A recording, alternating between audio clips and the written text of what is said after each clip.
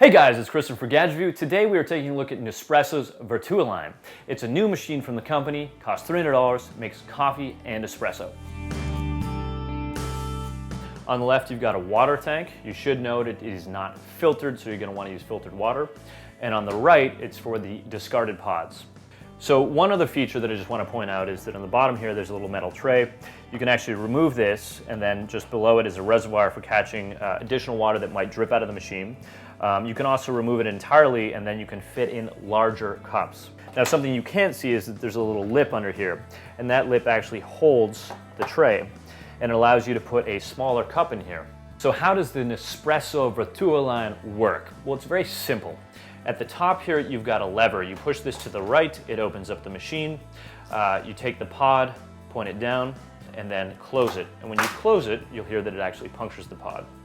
Now it's not quite ready. What you need to do next is push it to the left, and this locks it into place, and this begins the heating up process, which Nespresso says takes 15 to 20 seconds. You can't see it, but at the top here there's a button, and that button has a little coffee mug on it, and it begins to blink. And when it goes steady or solid, it is ready to brew. And so all you have to do next is just simply hit the button, and like that, like magic, it knows exactly what to do. So if you look at each Nespresso pod, there's a little barcode here. So these are actually the coffee pods. They're a little bit larger than the espresso ones, so that's part of it. But Nespresso says that it brews to each pod, I suppose, dependent upon the coffee. And so why don't we take you through, and we'll hit the button and you can see what it looks like.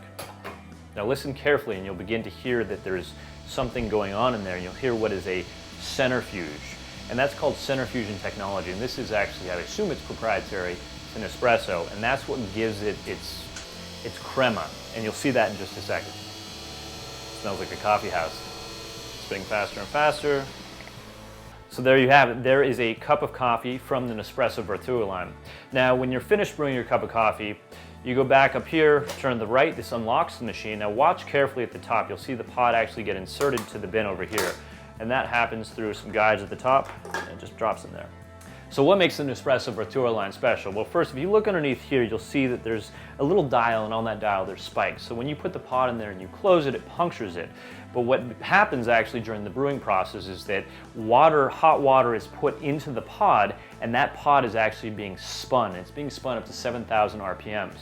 And that's what results in this crema, which is very difficult to come by. And it's pretty phenomenal that there is this much in a cup of coffee from a home brewed cup or a home brewing machine. So let me give you some thoughts on Nespresso Vertuoline. So we'll start with the caveats. So, the machine doesn't clean itself after each use. You could do that manually if you wanted to do that. You simply need to lock the machine, of course have it powered on. You push the button 3 times. And the button up here as well, just as a sort of side note, serves as a power button. To turn it off, you simply just hold it, or after 9 minutes it'll actually turn itself off. Moreover, there's no real way to heat up the cup, which is something that true coffee connoisseurs will do. But again, through the cleaning process, you could very well do that as it ejects hot water. The cleaning process, I should note, takes minutes, but you can cut it off by simply opening the lever or unlocking it. So you're probably wondering how much it costs. Well, each coffee pod is 95 cents and each espresso pod is 75 cents. Now we did the math, and the math says that a pound of coffee is about $32 and a pound of espresso is $48. So yes, it's much more expensive than traditional at-home coffee makers. However, compared to a Starbucks, it's still far cheaper, and it tastes a hell of a lot better and smells fantastic.